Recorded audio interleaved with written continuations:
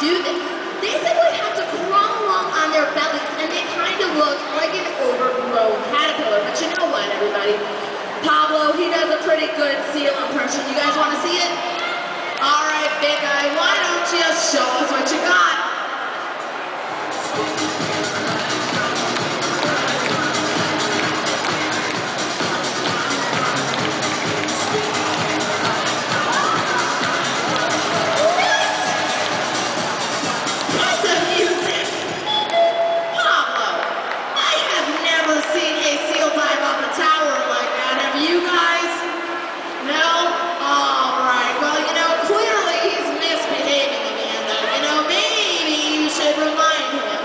What happens to bad sea lions here at West Edmonton Mall?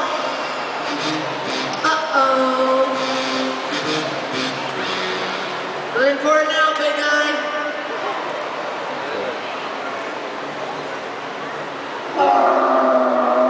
Yep, that's right, folks. We choke them and we choke them good.